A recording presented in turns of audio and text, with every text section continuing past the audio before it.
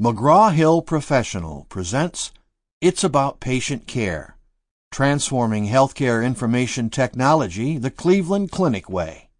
Written by C. Martin Harris, M.D., and Jean Lazuda.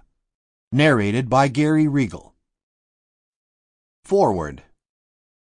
The U.S. healthcare system has entered the second decade of a sweeping revolution in how information is collected, stored, shared, reasoned with, and used to guide diagnosis and therapy. Digital medicine is now commonplace in hospitals, physicians' offices, and many other sites of care. It is unheard of to treat patients without using an electronic health record today. Despite billions of dollars spent and rapid technology adoption, the digital transformation of healthcare has a long journey ahead to realize value for our nation. Foremost among the goals is to apply the vast amounts of electronic data that is now being collected in ways that demonstrably improve patient care. Too often, digital data is locked away, no more accessible or usable than the reams of paper it replaced. Growing volumes of data generated from or by patients isn't collected or monitored by clinicians in a predictable manner. In most settings, digital data doesn't follow the patient throughout care, isn't compiled and analyzed so key trends can be highlighted, and rarely is used in public health and scientific research. Communications among clinicians and between clinicians and patients have not leapt into the digital realm in most instances. In short, patient care is like it has been for decades. Yes, electronic, but not transformed. In some institutions, chief among them Cleveland Clinic, the power of digital medicine is being intensively pursued, and it is changing care delivery. I visited Cleveland Clinic with President George W. Bush at the outset of the nation's health information technology effort. What has happened since has been dramatic. Minute-by-minute care of inpatients with highly complex conditions is orchestrated by digital communications. Patients in outpatient settings across the world can access top specialists as if they were next door. Health status is monitored so caregivers often know about problems before patients do. Smartphones are harnessed as tools for making care more convenient and higher in quality. Institutions such as Cleveland Clinic are the beacons that demonstrate to the nation and to the entire world why the digital revolution is important and how it can bring about the goals we all have for healthcare: greater longevity, less discomfort, better value, and fewer hassles. This book distills the lessons learned at Cleveland Clinic over the past 25 years into a single and useful reference. C. Martin Harris, M.D., whom I met in residency and fellowship 30 years ago, was among the first physician information technology leaders. While I followed the entrepreneurial route, Dr. Harris joined Cleveland Clinic as its Chief Information Officer and pioneered what has now become a required senior executive position in every healthcare system. In his role, Dr. Harris has been at the forefront of the major leaps in health information: quality measurement, teleradiology, consumer engagement, provider communications, workflow management, point-of-care electronic records, telemedicine, and many others. He has been a steadfast and relentless agent of change, and has all but written the book, which now he has, on how information drives clinical, technical, and financial success. Martin Harris has few peers with his depth of experience, perseverance, respect, and results. We are in the early days of digital medicine.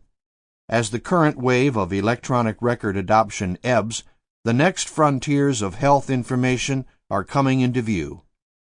Large-scale data analysis, remote care delivery, real-time physiologic monitoring, personalized treatments, and robotics are some of the ways that the last decade of investment will have a meaningful and durable impact on human life.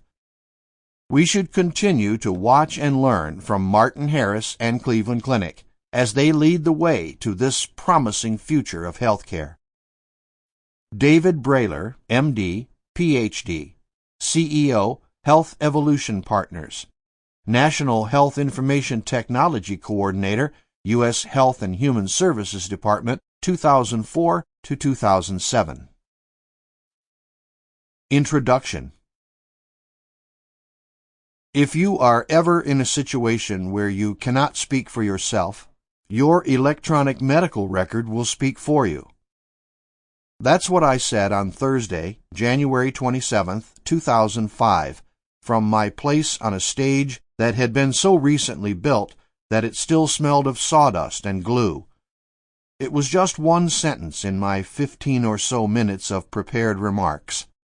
And while I couldn't possibly have known it at the time, I have since come to realize that it is probably the single most prescient sentence I have ever uttered. It is the one that has had the greatest impact on the integrated health information technology work we have done at Cleveland Clinic during the past 15 years, and it will, I am sure, continue to inform the work we will do for years to come. Here's why. Along with several others, I shared the stage with the President of the United States, George W. Bush, who was visiting Cleveland Clinic to promote a national initiative he had formally introduced during an address he delivered on April 26, 2004, when he announced that, within 10 years, every American must have a personal electronic medical record. We were in the grand ballroom of the brand new Intercontinental Hotel on Cleveland Clinic's main campus. Somewhere out in the darkness beyond the Klieg lights was an overflow crowd of Cleveland Clinic employees, philanthropic supporters, political dignitaries, local residents, and, crucially, since he would in short order become instrumental in the next phase of the advanced technology work that thousands of Cleveland Clinic caregivers were doing, Delos Toby Cosgrove, M.D., the world-renowned cardiothoracic surgeon who had assumed his duties as Cleveland Clinic's president and chief executive officer in January of the previous year. The name of this particular town hall-style event was Improving Care and Saving Lives Through Health IT, and according to the members of the White House advance team who had become my personal handlers since we were informed of the President's intention to visit our organization, the whole reason that I was on stage that day was to explain the benefits of electronic medical record, EMR technology, in a way that would be meaningful to the American public, which was an assignment that had been keeping me up at night for weeks. This was 2005, and I was enough of an industry insider to know that public awareness about health information technology in general, and EMRs in particular, hovered at around 0. Actually, according to a survey conducted the year before by an emeritus professor of public law and government at Columbia University, 29% of participants claimed to have read something about EMRs, which, believe me, sure felt like 0.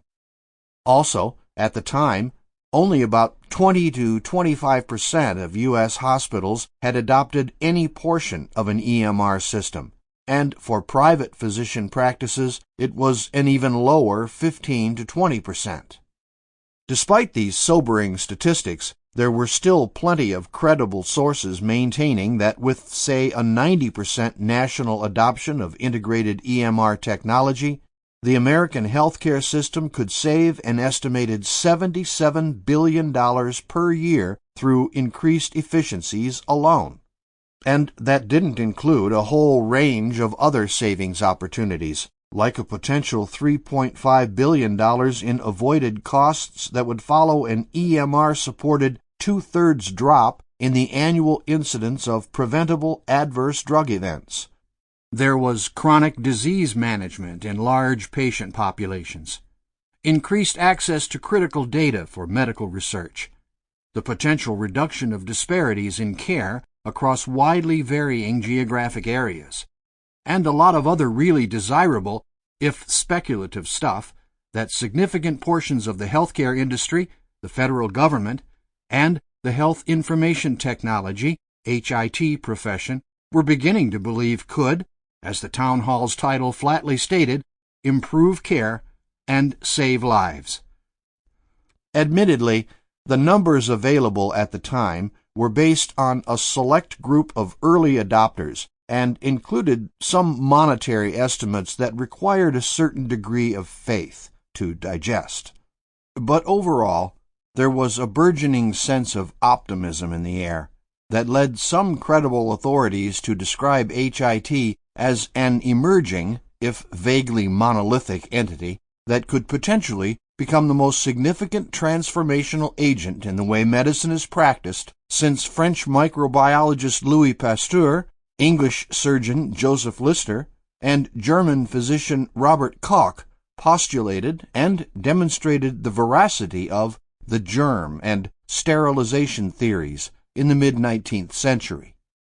But, predictably, there was another side to the HIT conversation, in which the voices of some very experienced, very respected healthcare delivery system experts were making a cautionary argument around the projected disruptions a wholesale transition from a paper-based medical practice model to an EMR-enabled environment could potentially inflict on provider workflows, resulting in a serious decrease in productivity that would, inevitably, it seemed, increase the cost of healthcare for both private and public payers.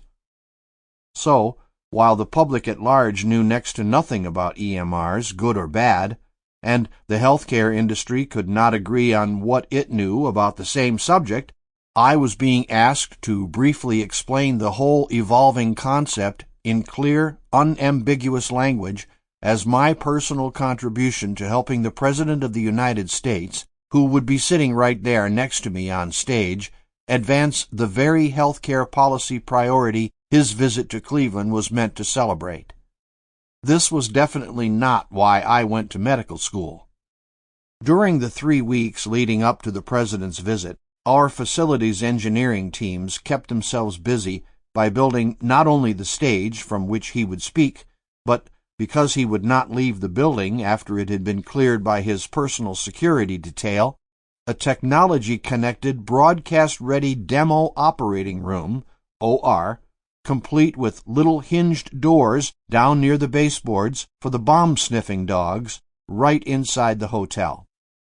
While they were doing that, I was bouncing ideas off of a core group of cooperative colleagues, diligently writing and rewriting my remarks, sticking to the facts, staying focused on detail, saying nothing that didn't support my point, which is exactly where I kept falling down, because it wasn't long before I realized that I didn't actually know what point I was trying to make. Then I ran across, of all things, a story about one of Cleveland Clinic's founders, George W. Kreil, M.D., and my thoughts began taking shape. It was during a very late-night session in which our executive leadership team was reviewing, for about the 10,000th time, all the information we were going to include in the press packets and other materials that would be made available to the media and other attendees of the presidential town hall event. Sitting at a huge oval table piled high with binders, papers, and test printings glued to stiff cardboard backing, I was languidly paging through yet another, seemingly unchanged version of A Brief History of Cleveland Clinic when an unfamiliar section title caught my eye. Dr. George Kreil stages fully mobile surgical hospital in Fairmount Park, Philadelphia, October 1916. Okay, I thought, this is new. So I read. At the request of the Surgeon General of the United States Army, George Kreil, M.D., a professor of surgery at Cleveland's Western Reserve Medical School, mobilized a full-scale, first-of-its-kind battlefield hospital, complete with horses, tents, surgeons, anesthetists, and a support staff of internists, neurologists, dentists, nurses, and even stenographers on Fairmount Park's manicured grounds. Dr. Kreil, an internationally recognized authority in the treatment of shock, and the first clinician in the United States to successfully transfuse blood from one living human being to another, was determined to prove that his idea of bringing together medical experts from multiple specialties, supported by the latest medical technologies in one efficient unit, could significantly improve a soldier's chances of surviving the battlefield wounds inflicted during the world's first mechanized war, as compared to the mostly improvised treatment that was, at the time, being delivered by well-meaning but under-trained and under-equipped medical personnel. His vision even went so far as to include an X-ray machine and its accompanying mobile laboratory for developing film right there in the field. Dr. Kreil's elaborate demonstration was so successful that U.S. Army, Navy, and Red Cross officials spent days studying its design, which would eventually influence the organization and delivery of critical care all the way through to, as some informed people contend, the establishment of the now familiar Mobile Army Surgical Hospital, or MASH. In 1921, Dr. Kreil, with three of his wartime physician colleagues, Frank Emery Bunce, M.D., William Edgar Lower, M.D., and John Phillips, M.D., established Cleveland Clinic on this same core set of multidisciplinary, technology-supported principles. Today, that tradition continues through the work of Cleveland Clinic innovators who are using integrated information technology systems to connect this enormously complex healthcare delivery organization into a single, efficient enterprise that is aligned around and dedicated to putting the individual needs of every single patient first in everything we do. Maybe it was the lateness of the hour, or the unrelenting schedule of getting ready for a presidential visit while maintaining my duties as Cleveland Clinic's Chief Information Officer. Maybe it was something about the way the story was written. I am originally from Philadelphia, and I know Fairmount Park well. The image of tents, horses, wagons, and all the rest of what the audacious Dr. Kreil had assembled there struck me. The effort it must have taken, the sheer amount of work. And that's when it hit me. The reason my previous attempts at describing an EMR to the general public had failed, and why the actual assignment was itself misdirected. What George Kreil, a man who to this day is remembered not only for his surgical skill, but for a multitude of other accomplishments, had done was nothing less than elegant in its simplicity.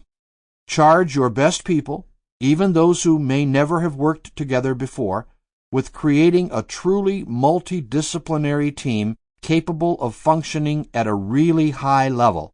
Give them the latest technology tools you have to offer, and put them where they need to be, when they need to be there, to do the most good for the people for whom you are providing care. In other words, instead of transporting grievously wounded soldiers to where it was convenient to set up a hospital, put the hospital close to where the soldiers were actually being hurt. To the classic organizational paradigm of people, process, and technology, Dr. Kreil had added a fourth parameter that was screamingly obvious once you've seen it: place. By so doing, he created an operational philosophy that was so inherently practical that he had to physically make what he was proposing come to life in Fairmount Park, so the Army Surgeon General, or anyone else for that matter, would be able to visualize and understand it. And now, reaching across almost a century, the good doctor had done the same for me. An EMR was not about software or hardware or network systems or baud rates. It was not about any of the technical particulars I had been trying so hard to describe. An EMR was about what it could do for patients, for people, for each of us as individuals, and for each of the people we love. It was not about technology. It was about what you do with the technology and where you do it that must drive not only how you explain it, but how you imagine, implement, and use it. Is an electronic medical record important because it is contained in a computer instead of a paper chart filed away in a cabinet? No. It is important because it makes it possible for all your crucial information to follow you wherever you go, so that any clinician who is called upon to render your care can access and use it to help guide and inform his or her decisions. Following that same line of thought, for an EMR to deliver its greatest potential value, the information in it needs to flow on demand from location to location over a network capable of seamlessly connecting multiple systems. This allows caregivers representing a variety of critical specialties, using their own specialized equipment, to contribute their particular expertise to the group's coordinated work. And this same interoperable system, which is a system composed of devices that can exchange and interpret data, by its very nature could also be used for all sorts of other really important things, such as linking geographically distant medical science centers into virtual research consortiums capable of focusing the world's best investigators on overcoming miseries like Parkinson's disease and cancer that have dogged mankind for centuries. So it was with a head full of war horses, network schematics, wagon wheels, and internet protocols that I drove out of our parking garage and headed for Hopkins International Airport. It was 4 o'clock in the morning, 3 days before the President's visit, and I hadn't slept all night. But I was scheduled to deliver a lunchtime talk to a physician conference in Chicago, and my flight left at 6. To get to the airport from Cleveland Clinic's main campus, I had to use the I-90 Innerbelt Bridge, a quarter-mile span that crosses over the Flats, a low-lying basin area near the mouth of the Cuyahoga River, around which Cleveland's steel mills are clustered, their narrow black smokestacks jutting up into the pre-dawn darkness. As I glided along, 2 exceptionally tall stacks exhaled a pair of blazing orange fireballs that flared up probably 100 feet. They were so brilliantly bright that they briefly illuminated my car's windshield, revealing a sparkling mist of falling snow that had been invisible just an instant before. I had a small handheld micro-cassette recorder that I sometimes use to capture my thoughts when I am preparing for an important talk or meeting, and as the trembling flames were swallowed by the dark, I fished it out of the glove compartment, hit record, and set it in the cup holder. "Imagine," I said, "that you are a 55-year-old man. You're in fairly good health, though, like many Americans, you do take medication for your high blood pressure, and a statin to control your cholesterol. But unlike most Americans, you are allergic to aspirin. Now imagine that you are on vacation in Florida. Leaving your wife on the beach, you decide to take a quick walk down to a local convenience store for some ice and a few cans of soda to refill your cooler. As you're crossing the store's parking lot, you experience a terrible blast of pain in your chest. You start sweating. The pain gets worse, and you wind up sitting on the sidewalk, leaning against the store's front door, gasping for breath. By the time an ambulance gets you to the local hospital emergency department, it's clear that you're having a heart attack, but by then, you're unconscious. Now, remember, you live in Cleveland. You're just vacationing in Florida. You're having a heart attack, and you're wearing swimming trunks, a bad company t-shirt, and flip-flops. All you have in your pocket is a wallet with about $30 in cash, a couple of credit cards, and your Ohio driver's license. Your wife even has your hotel room key in her beach bag. So what do the nurses and doctors who are going to take care of you actually know about you? Do they know that you have a history of high blood pressure and high cholesterol? No. More importantly, do they know that you're allergic to aspirin? No, they do not. And what's one of the first things they do when a patient arrives in an ED complaining of chest pain? They give you an aspirin, which in your case, with your medication allergy, would make your situation infinitely worse. And remember, your wife doesn't know where you are. But even if she were with you, what could she do? When the doctors asked her, "Does your husband take any medication?" which they most certainly would, what could she say? Suddenly pressed into service as your walking medical record, she would probably reply with something like, "Yes, one for his blood pressure and one for, something with his diet, his sugar, or his cholesterol. I don't know. I'm upset. He takes a green pill, and he takes a capsule that's white and red, I think, or orange. Is he going to be all right? Is my husband going to die?" And maybe she'd mention your aspirin allergy, and maybe she wouldn't, because unless she knows that aspirin is a frontline medication in the treatment of heart attack, why would she even be thinking about it? As I hope you can see, this is not a unique scenario. Something like it happens all the time. As a matter of fact, something very much like it is probably happening right now. Right now, right this minute. I'm certain that somewhere in this country there are doctors basing important, time-dependent treatment decisions on information they would never trust under any other circumstance. And there are worried, fearful, and confused patients and their families who are doing their very best to remember the details of things that they just never paid that much attention to before. But now imagine that as our patient, you have something else in your wallet. Imagine that you have a card that says that you have a Cleveland Clinic MyChart account, which means that, as a Cleveland Clinic patient, you have online access to portions of your own electronic medical record through our secure, internet-based patient portal. Now, everything is different. Instead of making guesses around what they should do, your doctors can use the information on your wallet card to log into your MyChart account and see everything about you. They can see your medications, doses, strengths, frequency, and prescribing rationale. They can see the conditions your physicians are treating. They can see your allergies. They can even see your wife's contact information so they can call her to tell her where you are.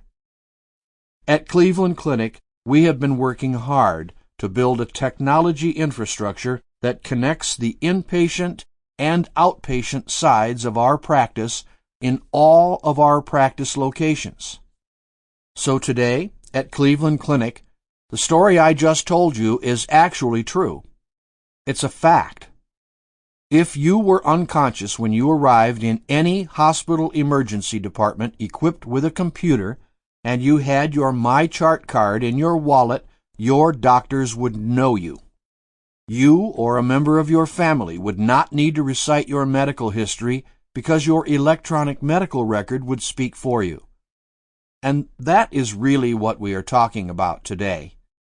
What the President is proposing is nothing less than a healthcare system in which no American will ever be a stranger to the people delivering their care. Because, with such a system in place, if you are ever in a situation where you cannot speak for yourself, your electronic medical record will speak for you. There was more, but that is word for word what I transcribed, and more or less what I said from the stage that day in 2005. Today, over a decade later, listening to that tape. I am struck by how much has changed since that dark January morning, and, perhaps even more, by how much has not. I was able to listen to... Sample complete. Ready to continue?